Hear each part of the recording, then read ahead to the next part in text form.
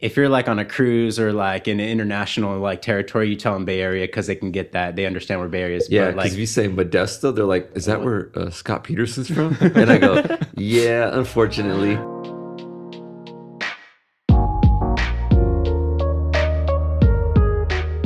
So, what do we have? What were we talking? Sober October? You were talking about Sober October. Sober October. So, we did a podcast the other day, right? And we started getting into politics a little bit.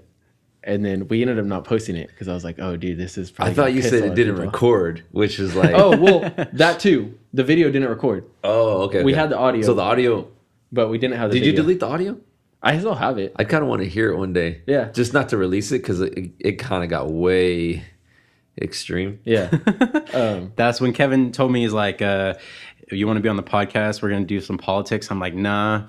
Like, I don't want to set myself up to get slammed, you know? Also because, like, I feel like a lot of my experiences with politics come from, like, articles or from social media. And, right. It just allows, like, sometimes just a one-sided view. Like, you just have an opportunity to just, like, read and experience, like, what you want to experience versus, like, hearing other perspectives. So, like, if I like have conversations with people, like, I might not even really know the full truth in it, and like, it's good to learn. So, like, if there's a good conversation to have, like, I'm open ears for that. And actually, that's why I appreciate Joe Rogan, because he has people on like Roseanne Barr or like weird people that I don't necessarily agree with perspective wise or ideologically wise, but allowing myself to hear those and also seeing how he can carry on the conversation with them is like, it's good to see things to build a better perspective, or I should say, like, form your own opinion about things.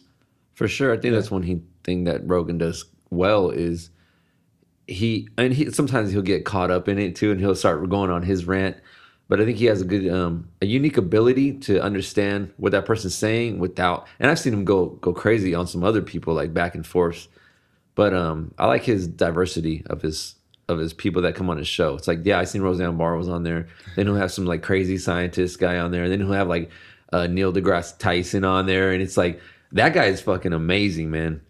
When he speaks, it's just like he commands the room and his knowledge. Like he was talking about the other day, he was talking to Rogan about, where do you think fucking cordless drills came from, Joe? Because he's talking about funding the NASA program. And he's like, oh, if you're not going to fund it, well, where do you think those grooves on the freeway that when you get off the off ramp and you're like, your car is making a turn and those grooves in the freeway, we created those. NASA fucking created those for traction. And, you know, who made a cordless drill? Oh, it was fucking NASA. Because, you know, when you're up in space working on the fucking space station, you don't have a cord to plug it in the wall.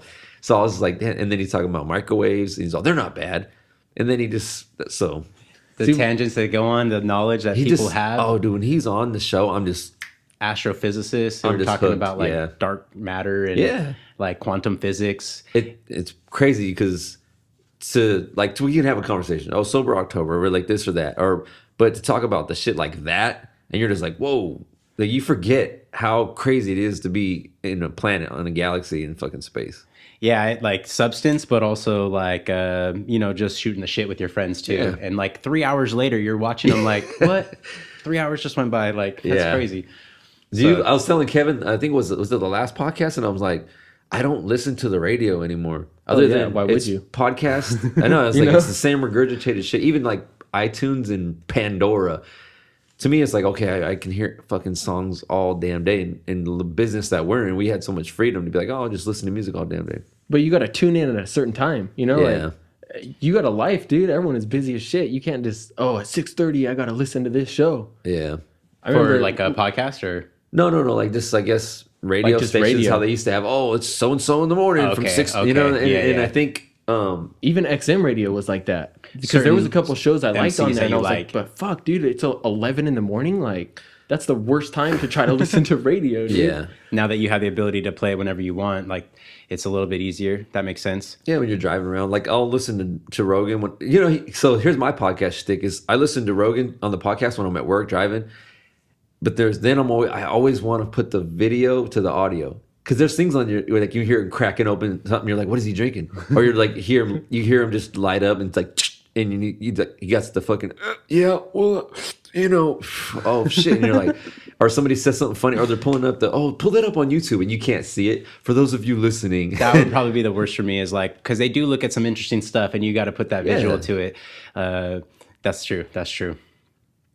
Well, but yeah, so the reason I like reached out to him, right, is I follow him on Twitter. He got me on Twitter recently. Okay. And I was like, dude, I love Twitter because you can just like, Twitter's I guess my there's just favorite. a new thing to get in that rabbit hole on.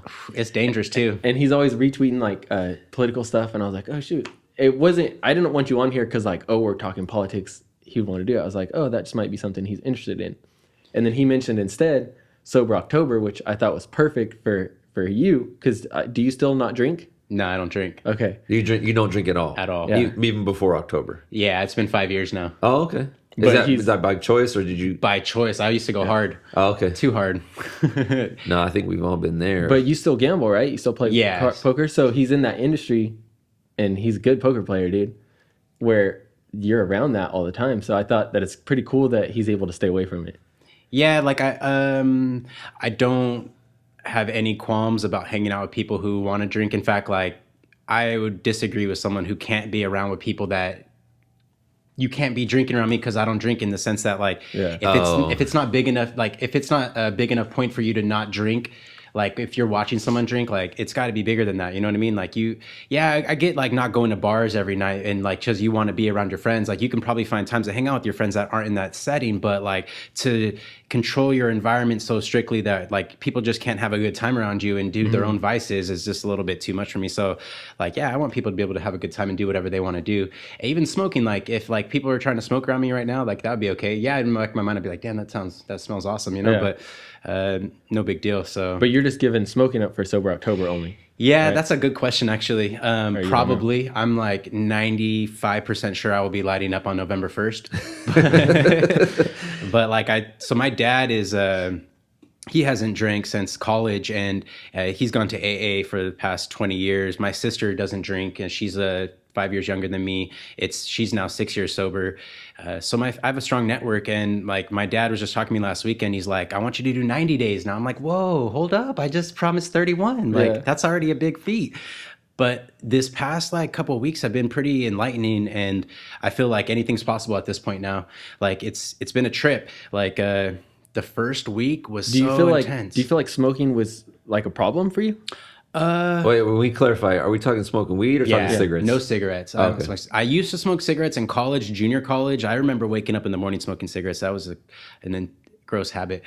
Don't smoke cigarettes. Unless I go to Vegas, I'll buy a pack of cigarettes. It's weird just because I'm in that environment, and then I'll smoke one. I'm like, trying to avoid it. You get that like, fucking like bitter tongue, like you just burn your tongue on some hot fucking pizza. You're just like, I feel like I got the spins. I'm on that roller coaster ride all over again. Like I drank too much, and then I'm smoking cigarettes. Like I get way too lightheaded. But no, just weed. So you know what's crazy for me is that my drug of choice is always weed, and I can't smoke weed.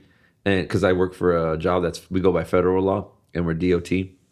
But I wasn't really a big drinker. I would drink and smoke, but my choice was always I want to smoke weed. I want to get high. I want to feel cool. I want to be relaxed. I want to just trip out on music or movies.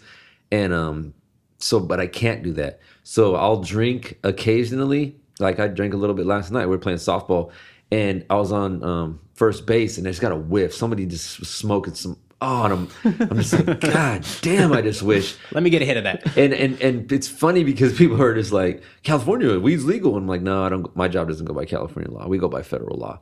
But if I had a choice, if I could, and I didn't get it. Like when this whole California passed weed thing, everybody was thinking, like even people that I work with, they're like, oh, does that mean we could like smoke a joint after we get off of work, just like we drink a beer? And I go, no, we're not there yet, you know? We're not at that level yet. I think we'll get there because California's, other than the Central Valley, which is, you know, there's a lot of conservatives, but outside of here, there's a lot of liberals out in the Bay Area. But when you go inland, it's a lot more conservatives, you know, farmers and stuff like that. They're like, okay, this is like my property, my fucking land. But I prefer to smoke weed. I love the smell of it. I love how I feel.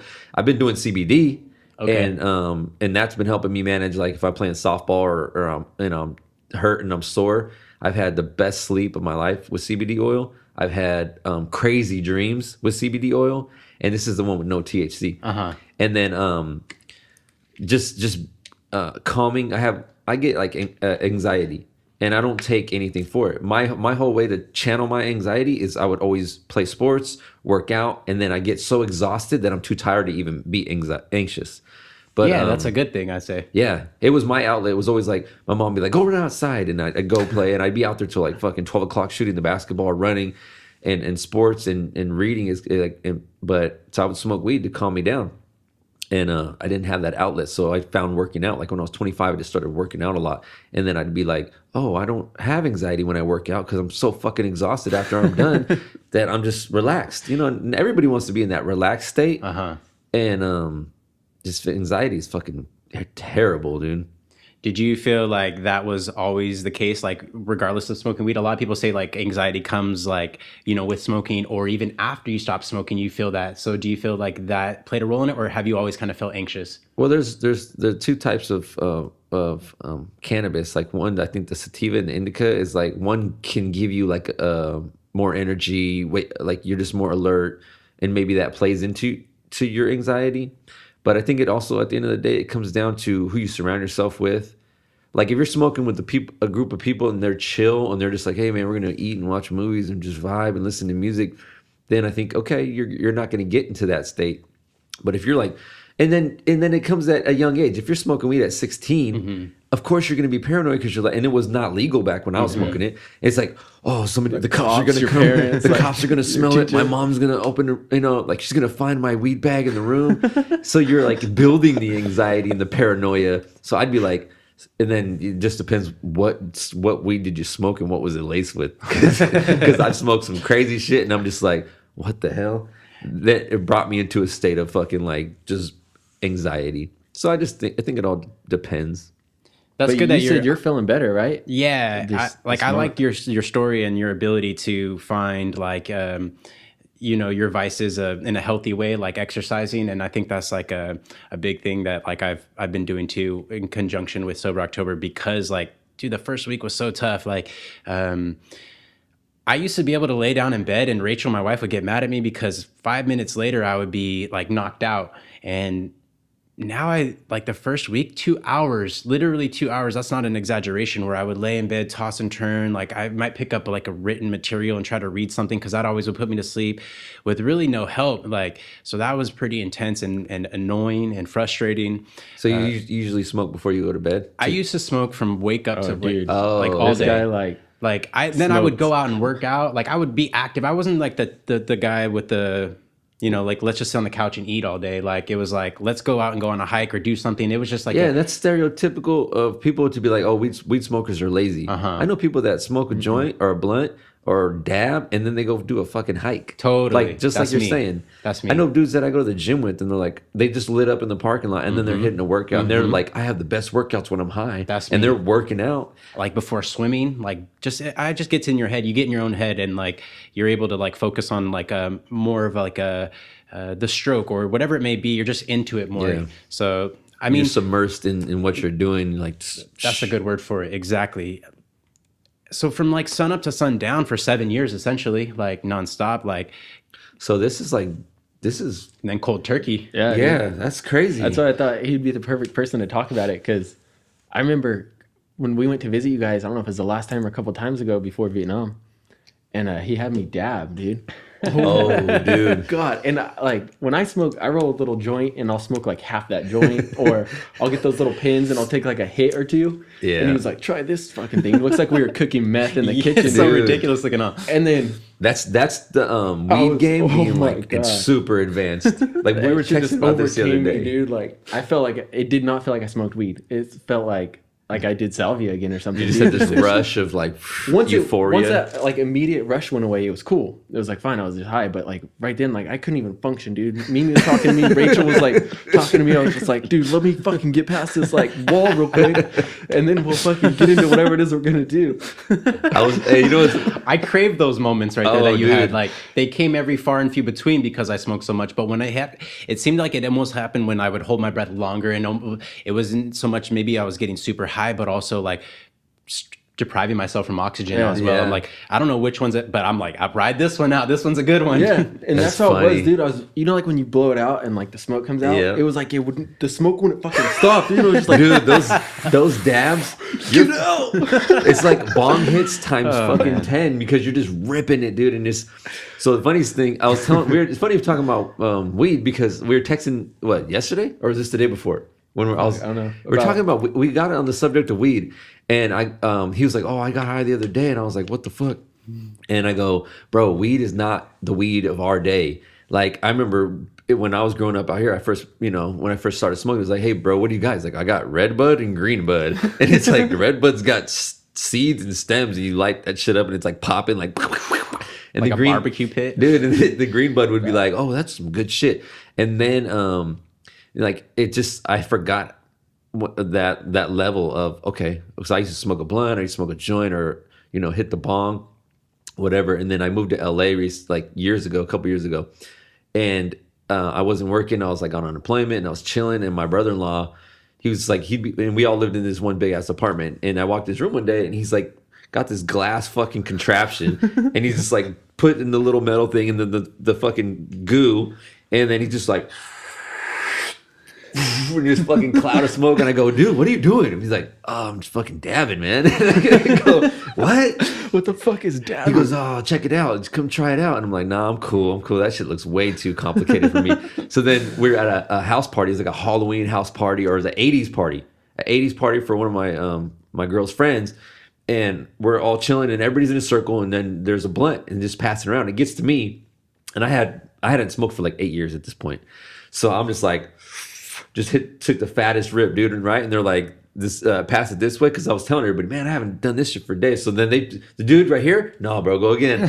So and it's like, okay, oh man. And then I swear to God, literally within 10 minutes, I was just like this euphoric state, right? And then I told Kev, I texted him, it was so funny. I go, it was tripping me out because I kept feeling like I was pissing my pants the whole time, right?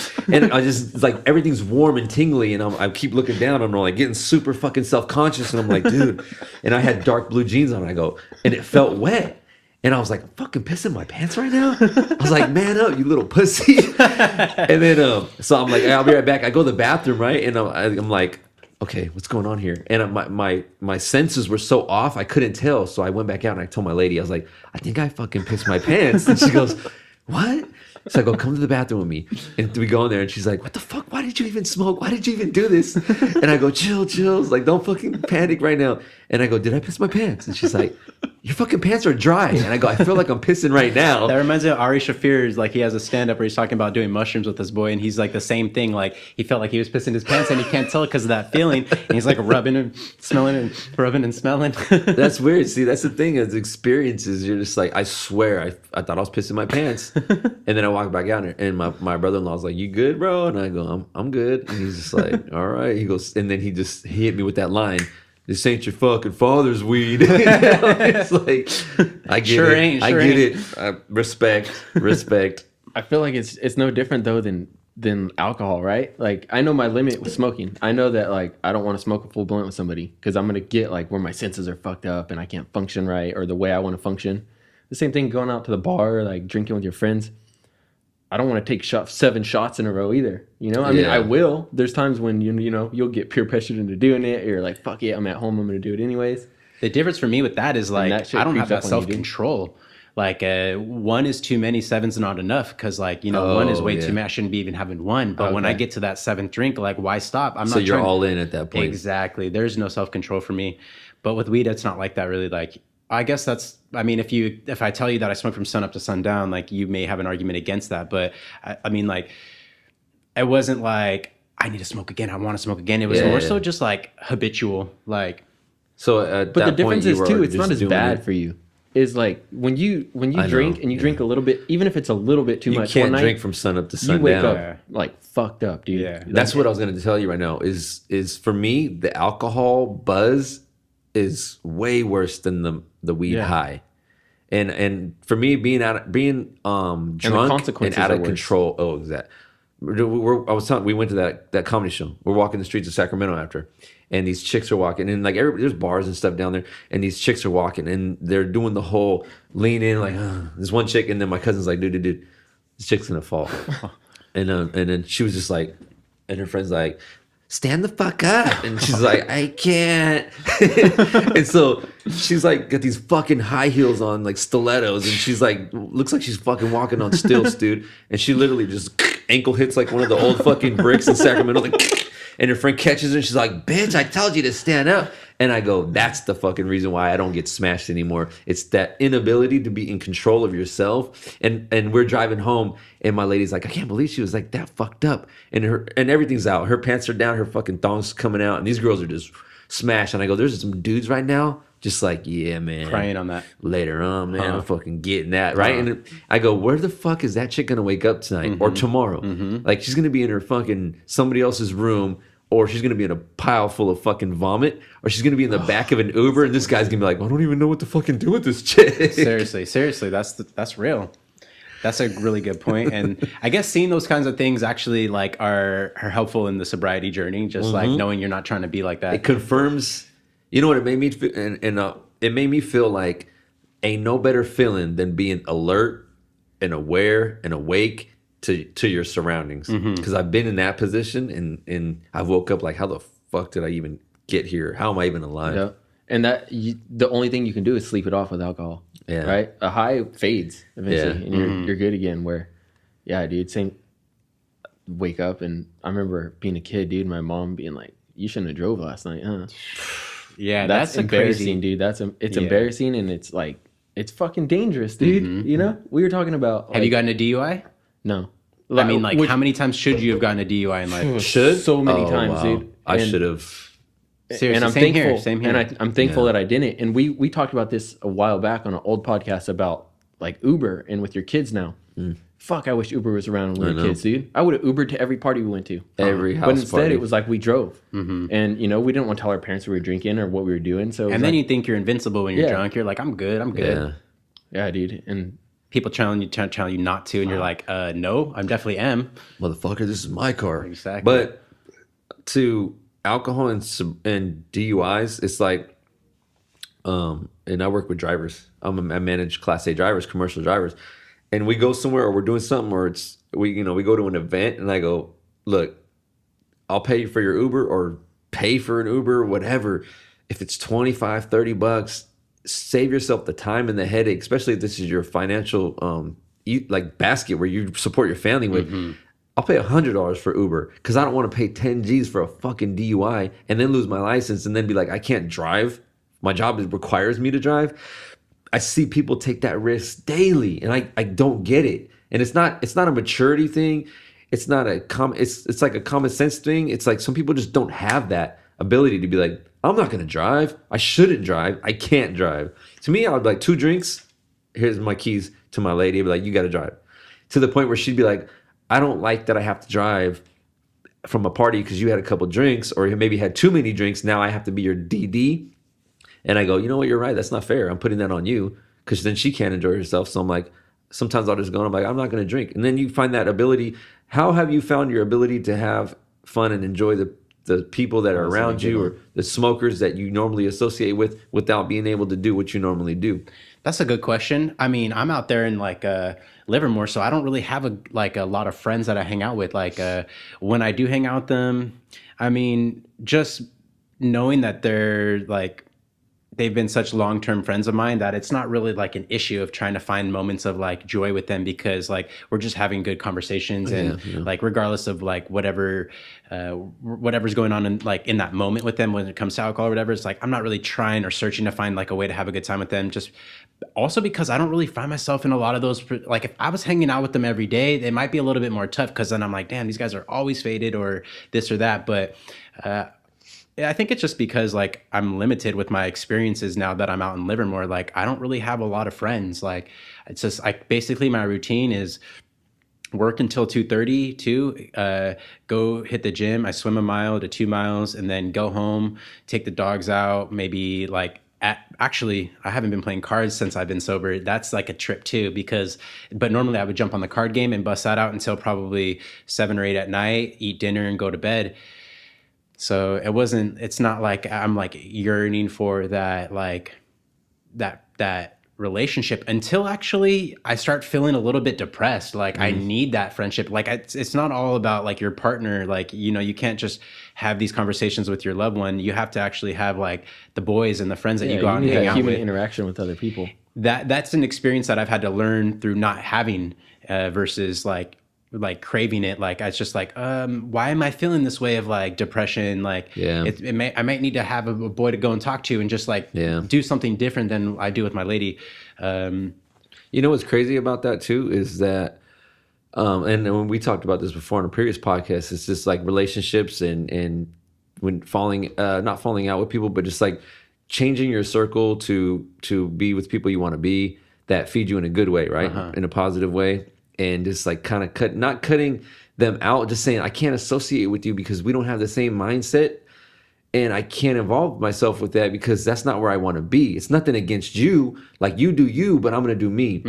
And I did that. And then you get to a point where you kind of make your circle smaller and smaller.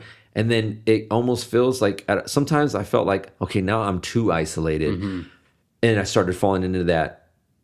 Things that used to normally make me happy weren't making me happy, and then things that I was reading or watching weren't making me feeling that way. And it all goes back to being able to have that outlet to talk to somebody, vibing with them, and then just feeding off what they're talking about.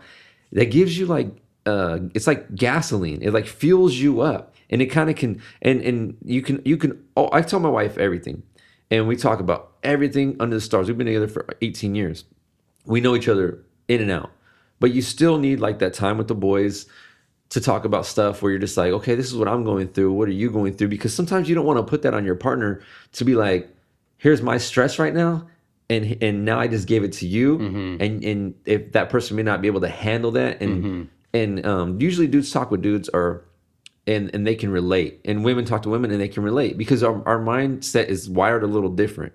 Or our DNA is just a little different where like she was talking to me about something about planning. She's like, well, women plan like this and men plan like this. And she was showing me a video of some chicks she was watching and they were like, I go, well, that's not necessarily true in my opinion from a guy's perspective. But just being able to have that bro outlet where you can just talk like this on a level where you're just like, okay, now we're vibing. I know what you're saying. I've been through what you're going through. And I've isolated myself so much to be like, Dan, how do I pull myself back up out of this? And it's just getting out there and networking, but networking with the right people that, okay, you want to do a podcast? I want to do a podcast. It's not like, hey, we're going to go do the same old thing. I just want to try new different things. I want to evolve as a human being, Well, totally. You base the relationship around the relationship, right? I think we're old enough kind of where we're figuring that out, and that's why that circle's shrinking. But I mean, I have my friends that the only reason we hang out is to go drink beers together, right? And yeah, if you want to stop drinking, then that's a set of friends that you have to cut out because that's the only relationship you have is that we go together, we go to the bar and we get fucked up and watch football, right? So I think you start valuing the people that you might have beers with, but that's secondary. It's like, I just want to hang out with this person. I want to go do a podcast with you. I want to go like shooting with you. I want to go, play golf with you. And then, if we have a beer, cool, we have a beer and enjoy a beer. But yeah, you just got to focus on that relationship, dude. And it's hard because I think nostalgia comes into play. You have all these fun memories from when we were kids and we grew up with these guys. And do you feel like you think it's like you have a feeling of obligation to those people? I think that's part of it. I think sometimes is maybe obligation or maybe even like just, they're gonna look at you like you're the one that changed on us. Yeah, you don't want to feel like that. Like, oh, I'm abandoning somebody or someone else is abandoning me. Or I just hope that everyone realizes that like life happens to everyone and like maturity happens and we all kind of have this different path. And so it's like hopefully they won't take it too serious. I mean, like if you can have that conversation with them, but like. It's like we all kind of have these different like routes that we're taking and like, you kind of just change. I mean, we don't watch the same TV. Like you were saying, you don't watch the same shows that you used to watch and you don't have the same like viewpoints that you might have had. Like for me, it's like kids. Like I never like ever wanted kids and like I still kind of don't. But like my best friend Cody just had a little baby girl and she's so precious. Like and got to hold her and it's just like I don't know. It's just like the feelings that I have for that now are different than I ever like would imagined I have. And like, me and Rachel talked about it. You guys still maintain that relationship, right? Like you don't want kids. He wanted kids, right? Yeah. But you guys are still boys. Yeah. Where it's like some people connect over the fact that like we have to have kids. Like if you don't have kids my kid's age, then you know what are my kids gonna do when we hang out? Yeah, it just gets weird. Like does that even fucking matter? Yeah, you know? At that point then it's like, is that really your homie? I don't know. Yeah. You know, I know a couple that started out not wanting kids, and then one person changed their mind like years later, and the other person was still set on it, and they ended up not being together anymore. And it was like, man, one time you love this person, and then you change, you evolve, you grow as a human. Like I can tell you, speaking on your friend, you're saying your friend just had a baby girl, and you're like, that's fucking precious. When I had kids, my first kid was not planned, and so obviously, I was like, I didn't want to have kids at that time. I did, and then it changes your life. And so it brings you to a whole nother mentality. So when I had my son, when my lady had my son, when we had the baby, changed my mentality. I instantly went into like, gotta be their dad mode. Responsibility matters. Literally the day I found out my girl was pregnant, I went to my old hood, boom, my boys, and I was like, you're not gonna see me anymore. Straight up. I'm gonna be working, I'm gonna be gone. I ain't gonna be hanging on the corner. I ain't gonna be fucking drinking 40s. I ain't gonna be smoking weed. I'm not gonna be doing none of this shit. And I'm just letting you know, like I'm gone. And I respect them because they said, bro, go take care of your family. Do what you got to do. Don't fucking hang out here with us. We're chilling, but we know what's important. And that's why the difference between people that care about you, real friends, they're going to tell you and they're going to push you where you like, think, okay, I want you to be better. And then those friends actually have evolved over time too, to be the same type of individuals. And then once we had our daughter, then a whole nother side of you opens up, and you're like protection mode and dad to the extreme mode, and you're like, no fucking dude is gonna ever hurt my daughter. I will kill somebody for this fucking child.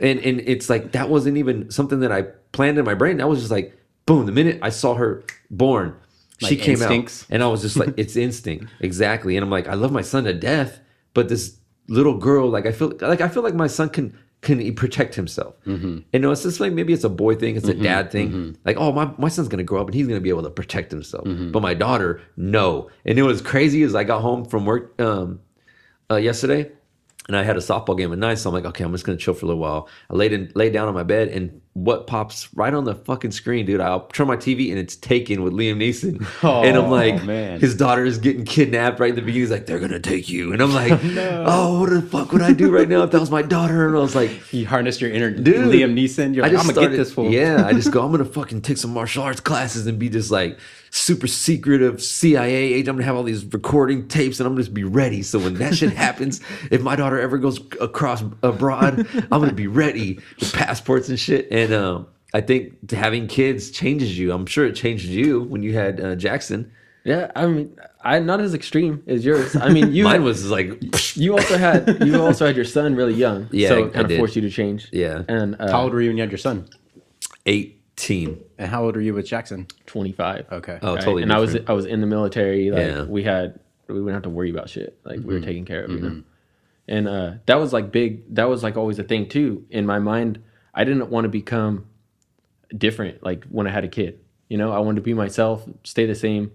I guess I had like my dad, who I looked up to my whole life, was like real, just like offhands, you know, let me do my thing. And I wanted to be chill in the same way, you know. I don't want to be fake in front of my son. Yeah. I want to encourage him to kind of be himself and not fall into, because I fell into a lot of traps when I was younger of like, oh, I want to hang out with these dudes because they're cool, and I want to do this because it's supposed to be cool, right? And then you look back and you're like, fuck, that's stupid, dude. And I want to make sure that I don't have any like preconceived notions of how things should be. You're more on the path of letting him grow and figure it out, and then you'll just be there for a guiding force. Same way as a parent. Like I don't want to. I didn't read any books about parenting or those go books to a are class. fucking bullshit. Because they are. Like we've been raising kids since the caveman era, you know. Yeah. And so I mean, we're gonna make mistakes, but we're gonna figure it out as we go. And I always tell that too to my friends that are having kids now right now. Like, dude, don't fucking panic. You know, don't like. Some people think they gotta change everything the second that they have a kid. No. And that some people do. right? But some people also don't. And so you just figure it out for yourself. Well, don't go by someone else's recipe. At 20, like, to put at 25, you're still young. You're still a kid. Like, my brother's 26 and he's got 2 kids, but he had them not so young like I did. I had my son so young. I was still a kid. And barely turning 18, you're just like, oh, shit. So I think, you know, my dad's telling me, you need to get a full-time job. You need to get benefits. And I'm like, oh, shit, I do. Because I didn't want to be, I wanted to provide. Totally. But to this day, I still feel like a kid inside. Like, I have a 16-year-old son, and we get along good. We meet on the same kind of ground. Like, okay, we like this, we like this, we like this, we do this. He has his own things. He's all into video games right now. And I played video games too, but I'm just like, we have our bonding time. It's like, oh, we're going to work out together. We'll play basketball outside. And we've built that relationship up over time. And I've used it as, oh, my relationship with my dad or my relationship with my father-in-law. And I kind of used things on each side of like, okay, and then you also make your own, well, this is the kind of dad I want to be. It's so funny because I was telling him the other day, I was like, dude, sometimes I'll be yelling at my son and I'm saying things my dad said, and then I say it and I hear my dad's voice in my head and I was like, oh, what the fuck, man? That's crazy. And it's just like, but that was my dad trying to teach me, like, hey, this is how the real world is. Have you seen that dude on Twitter that it's like viral right now? That's the dad who's yelling at his son for getting a good grade. I don't know if like getting a good grade? Dude, you got to check it out. It's amazing. And I mean, like, I look at these things and I'm like, dude, that's the kind of dad I'd be. Or like singing to my kids. I'd always be singing to him, I think. Like, he's basically like, son, he's like, what is this? You got 90% over everything else. He's not even really making sense. He's like, you got 90% over anything else. And you are just killing it in school. I am so proud of you. You are doing, and the son's like laughing and smiling, but he's like yelling at him for doing such a great job. And it's just like, I love you, son. You better keep this up. And the son's like all stoked and happy that he got a great grade on his like. I'm like, dude, that's what's up. Like that's doing it right. Like, you know, getting mad at him for not doing good, but also like getting mad at him or getting happy for him for doing well. You know, I was like, that's probably like how I'd be. I feel like there's a fad almost of positivity with shit, like with your kids, with whatever it is you're trying to pursue. And I think it's a good thing, because yeah, dude, everything used to be the focus on the negative. Like, you didn't reward your kids. It was expected, like, you get good grades, right? Or you do this and you fit into society's mold or else or whatever. And now we're encouraging people, like, even outside of that, to like do your thing, you know, like be you, figure yourself out, like celebrate that rather than it being, oh, you didn't go from A to B to C to D. You went from like A to F back to C. Like, that's all good. I mean, that kind of speaks to your like point of like being real and not following the recipe of someone else. It's like letting them figure it out as they go, and like positive reinforcement versus like or else. You know, it's like you're gonna continue to do well and you're gonna receive. Like, and then like communicating them as an adult. Like, I think like people that communicate with their kids as like adults and like not try to like soften the edges of everything in life and throw Nerf guns at them. It's like, no, we're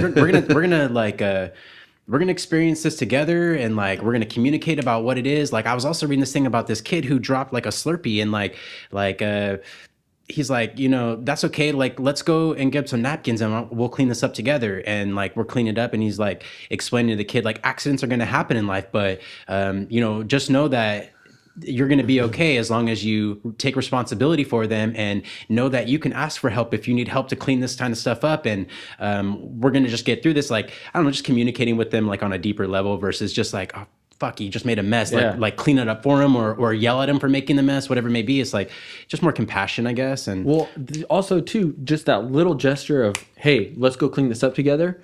Like, you're teaching them how to solve. Yeah, it's a little problem, but you're teaching them how to solve a problem, right? Because we grew up. How old are you? How old am I? 32. Okay, so I remember growing up, and we get like the millennial generation kind of gets that like, oh, you guys are snowflakes, right? All the time, dude. I had assignments in 3rd grade where we cut out a snowflake to show how like unique we were and special we were, you know? So you raised us like this our whole life, and then you expect like, why do we act the way we do? Because that's the way like you showed us. You didn't show us the real world. You showed us like a fantasy of what the world you want the world to be. Which we're all getting trophies. Yeah, and I don't do that with my kids. My daughter, I baby her a little bit. It's just because I feel the need to protect her. She's young. I look at her and she looks at me like I'm the world, and so I feel like, okay, I'm gonna. But my son, I was more like, grow up quicker. Be prepared for this, because I told my girl, like, we can't sugarcoat anything for our kids, because the fucking real world will eat them and spit them out. There's literally, it's harsh. It's hard out there to be on your own, to be able to be like, who has your best interest, who's gonna burn you, who's plotting on you, who's setting you up for failure. And then society doesn't really help anymore, because I heard this guy talking about school the other day. He's like, I don't think you should even go to school anymore. He goes, I think you should, after junior high or ninth grade, why go do something that this curriculum that's for everybody, but everybody learns different. So I think at that point, you just be like, find what works for you, find your hobby, find your passion. It's like I told my son, like, I don't really believe, and it's kind of like the backwards way of how people mostly think. Like, my parents never thought like this, I'm sure, and their parents probably did. It was like, hey, get a job, get a house, get a pension, get a career, retire, and raise kids. I'm like telling my son, like, if you want to be homeschooled and then go do something else, if you want to come on the podcast, because I want you to be able to be multiversed. I don't want you to be like, I went to school, I did this, and now I don't know what the fuck to do. That's a I'd really rather strong him learn point. at a younger age. He'd be like 16 to be like, oh, I'm gonna do if my son said, Dad, I want to do a podcast, and can we set it up in the garage, and I'm gonna have people come in here, I'd be like, fuck yeah, do that. Because he's building himself. You build character, you're evolving as a human, as opposed to being like, go to school every day to try to get good grades in categories that you may never ever approach again. And you maybe you could speak to this as being a teacher. Did you ever, did you ever feel like, I'm teaching these kids and it's pointless? No, because I was at a lower level. I did junior high, so I was still teaching them like basic algebra, shit they need. So they were still like moldable. From 5th to 6th grade, dude, they're already telling them like, you either become an engineer or you suck at life. Basically, those words aren't being used, but that's what they're telling them. Like, you need to have this math class so that you'll be on track for calculus by the time you're a senior in high school, so that you can go on to become an engineer. Like, which is not a bad job or not a good career, but 2 of those kids we don't all need engineers. Are going to be engineers. Like, they're not all exactly like you say. Like, there's only. Guess what? Like, even if you're capable of it, you might fucking hate being an engineer, dude. Yep. You might not want to sit behind a desk and do calculations all day. I mean, I'm all for setting the bar high, because that's important to get the most out of someone as a human being. But like, we all have different like plans, and who we are going to be is going to be different. So it's like you saying, it's like, if we're going to be going to school on this rigid platform that we've created as like a culture to become what we should be, like I think we're pulling away from what we ought to be in life. I mean, it's like people are grinding for the money, and it's like, not everyone should be a doctor or an engineer. And if you are a doctor or an engineer because of the money, that's a fallacy in and of itself. Like, you put yourself in that situation for something else. else. A doctor for passion of helping people, a nurse for passion. Everybody's like, I'm going to be a nurse because I can make $70 an hour 3 days a week. And it's like, well, do you care about the patients? Do you care if these people are injured or hurt? And a nurse is like, back then it was like, I want to help you get better. I want to help you. A doctor's like, oh, I'm gonna save your life. I guess that would be an argument for like, what is it, like socialism? Because like with that, everyone, like, if you make the same amount of money everywhere, then like, it's not about the money anymore. It's about like how you can contribute to that group as a whole, that community as a whole.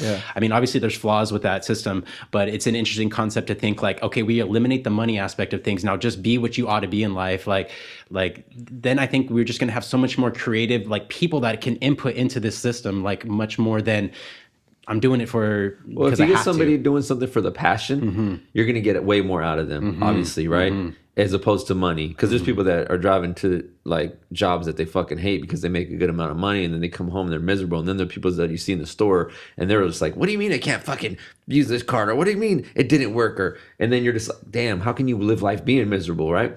My whole position like on politics and like kind of socialism, capitalism is, at the end of the day, if you're a Democrat or a Republican, like, to me, it should be none of that. It should be, do you want to help humanity and people get better? Yeah. At the end of the day. Because because your goal is the same as our goal, but we have to fight about it. And it's like, but at the end of the day, don't you just want the best for everybody? Like, the way I see about molding the kids is, I don't want to mold you to be, I think we need to mold our kids. We shouldn't mold them at all. Well, we should help them become I want to help the kids and the youth become better leaders. Because if you say you're going to be a great leader is always going to have the best interests of the people. He's going to be like, and it's not going to be about ego. It's not going to be about status in life. It's going to be about, I have your best interest. I have your best interest. You have mine. Now we're going to be like, how can we get the best out of each other to live the best life possible? Right. At the end of the day, that's what it should be about, because we're only here for a limited amount of time. And that time, I mean, I can click my fucking brain and be like, I remember when I was 15. Now I'm 36. And I can remember 15 like yesterday. So I know that the concept of time is real for me, because I'm like, man, I'm getting older. Time is going by. My kids are going to be older. They're going to, and I don't want to have these memories of me not being at my best. I laughed at Tom Segura when he's talking about like people who should or shouldn't be having kids. He's like, man, you're over here tripping on like what the deals are going to be at Costco this weekend. Do we really think we need more of you? People are talking about like having kids. It's so selfless. No, that shit is selfish. He said. He's like, I'm holding this little baby. Oh, I like the little nose. It looks like me. I like the eyes. I like so this looks like you. That's cool and everything. But everything that looks like me is just so precious. I made a little clone of myself. And he's like, we need more like Martin Luther's. Yeah, okay, Martin Luther, he could have more kids, but do we really need more of the people that are looking for the deals at Costco every weekend? I guess like I don't know. It's just funny that he was like making a point about that. Have you guys seen? This is a totally random thing. What's up? Have you guys gone to the movies lately? Yeah, I took my daughter and my goddaughter to see Smallfoot. Okay. Which that movie's it was fucking awesome, dude. That, you know, like the movie, it's cartoon, but it has such a good story, and to just like. And I was actually like, usually cartoons, my daughter would take there, and I'm like, and I don't know why, dude. If it ain't a Netflix documentary or you know, I couldn't watch fiction for a long period of time, and I think reality ruined that. Like, I'd rather watch Anthony Bourdain for a fucking weekend than, you know, watching an old fictional movie, because I'm like, that's not real. R.I.P. Yeah, and just him being able to take you into different cultures and the food and conversation, it was like, that's what matters to me. Because I mean, and I still watch a fictional movie, you know. I watched Ozark. I watched Ozark all last weekend and just caught back up, and I'm like, okay, this is not real, but I like the storyline. But to know that that's real. Anthony Bourdain flew there. He's seen these people. He went in that culture, and I'm just like, he took me to those places that I couldn't go, maybe because like financially I couldn't be there, or at the time in my life I just can't make that trip, which I want to make those trips one day. Because why? I don't want to be the person that spends my whole life in one city and that never got to experience other cultures, other people, other ideologies. I just want to be like multiversed as a person. He did a great job of that. I think that's the very like that's captivating, you know, like that's why he did so well. He was real. It's like on the real tip and being real, like A Star Is Born, that's out on theaters. Lady Gaga and Bradley I heard about Cooper. that movie. I mean, like it resonated so strongly with me. Like I saw it twice already in theaters, and it's heavy. Like it's real heavy. It's on a lot of layers. Like it's on a lot of different layers, like addiction and codependency and you know, music and love, but I mean, it's just so real, and it has to be heavy in order to be real, because life's heavy, and there's a lot of things that happen that are like, you know, not like cookie cutter or beautiful things, you know. I mean, I just recommend to anyone that I talk to now to go and see that movie, to where I'm like a warrior for that movie. Like I'm just telling everyone about it, and I don't know, it's like not one for the kids, obviously, because it's gonna have some moments in there, but you know, let me sorry to interrupt you. I let my kids watch anything. Okay. You know, when it comes to like, you know, like sex scenes and stuff, like my daughter be like, no, you can't watch this. But when it comes to like real shit, real movies, like it's like crying and yelling, and because I don't want to hide them. Like you say, you don't want it to be a cookie cutter society. I want them to know, like, this is some of the things that you might experience down the road. And my son, he's watched everything with us since he was a kid. He's 16, and I can tell he's like, okay, I get that, you know, I understand that, and he takes it serious. so many, my parents were the same way. Like we could watch pretty much whatever. Although one thing I couldn't watch was Hard Target with Jean-Claude Van Damme. I remember my dad being like, no, you can't watch that. And he went away for like the weekend with my mom, and I went to the movie store and I got it. And like, I watched that movie and it was whatever. I mean, it wasn't anything that I shouldn't have been able to watch because he always had like one major sex scene all the time, dude. It's probably like, no, it's too raunchy. And then he found out I saw it because like this was a mom and pop video store back then, and dude told my dad like, hey, I just rented out that. And my dad was pissed at me for going behind his back to watch it, but I just didn't get that. That was disconnected because he let me watch so many things that went over my head. So I kind of resonate with your point of like letting them see those kinds of things. And then if that's the case, then this movie would not be inappropriate for them to see. There isn't really any raunchy sex scenes at all. Like there's a moment, but and you may see a boob here or there, but it's not like there's nothing crazy. It's more so just about the heaviness about it. And I guess that's reality of life. Yeah, the love and like, and really addiction. And I guess like for me, the reason I'm like, I hype it up so much is just because it resonates so strongly in my life. And also like the timing of it coming into my life with Sober October, like it's actually helped motivate me to consider what's important in life and relationships with my wife. And just recommend you checking it out with your ladies. I heard Lady Gaga, and I don't even know her real name. I heard she did an amazing job. She killed it. She's like the only, like, I guess like her and like John Legend would be like two people that I would say can like win like a Tony, like a Grammy and an Oscar. Yeah. Like they can sing, dance, and act. Like they just kill it. Like, does she have like a natural presence and natural ability on camera? Like effortless is the way to put it. Because her music personality was like extreme. Like the design wearing the meat dress, and you're just the makeup, the choreography, which I thought is crazy. That's awesome that she can take that like something that may go on in her brain, and she can put that to a music or put that to a video, where there's like the scenes, the cinematography. But when I seen her on the previews, and I seen her on the other day, my wife was watching Ellen, and she was doing an interview, and she just seems like she has that ability. Like, I can have a conversation with her for an hours. Like everything that Lady Gaga stands for in what we've used to seeing her is complete opposite in this movie, and it's so interesting because of how it's portrayed in this movie. Like she's stripped down, it's no makeup, it's just real acting where it's like believable and effortless, and also there's not this whole like let's get poppy with it. Like I actually, after watching this movie, kind of despise pop because of like culturally what we expect to like satisfy our cravings. Like we're trying to see the best dancers or like the most the most provocativeness, you know what I'm saying? It's like this is about the message and the delivery, and like I think that's what should be winning awards, is how you can convey a message and command an audience, and also like what message you're delivering to, versus like, okay, let's just doll this up with some dance, and how you gonna come around me with an ass like that? Like, I'm not really trying to hear that anymore. It's like, why is that even really like an important aspect of like what drives album sales? So hopefully this will like start conversations for people with like dependency issues, but also like help change the perception of like what we find important when it comes to entertainment. I mean, like, and also for me, like, this is personal, but like watching, because this is a remake. They've made a couple of them. Barbra Streisand did one in the 70s. What's her name? From The Yellow Brick Road, Dorothy from Wizard of Oz. What's her name? Judy Garland. So back in like the 40s or whatever, like whenever she did her movie. Anyways, it's a remake, and watching two of those like trailers, it's just, I didn't watch the whole movie, like full disclosure, of the other two, the older ones. Just not believable for me, didn't resonate as strongly. Like the acting seemed poor, where this one was just from start to finish. Like, and a lot of times when I see a movie that starts real well, I'm like, how is it going to continue on this platform? How can it continue to ramp up from here if it's starting this well? And it just continues to go up, and it's crazy.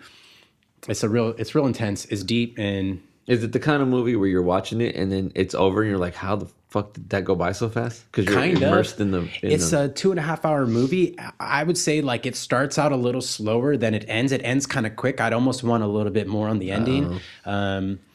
That's good though. You want people, it's good to like abrupt ending, because then people want more, I also, like, as a culture, I feel like we always want more. Like, we're always looking for the next thing. Like after this movie, like a week goes by and we're looking for the next movie. And it's like, I think for me, this is just kind of sitting with me. Like, and like to be able to enjoy something for a longer period of time and not just throw things away. Like we're kind of like a throwaway culture. We're done with it. I don't know. It was heavy. Well, I think we're about to run out of video space, so let's cut that one. We have a couple things if we want to do another one. Sound good? Yeah. Sounds good, guys. Bro.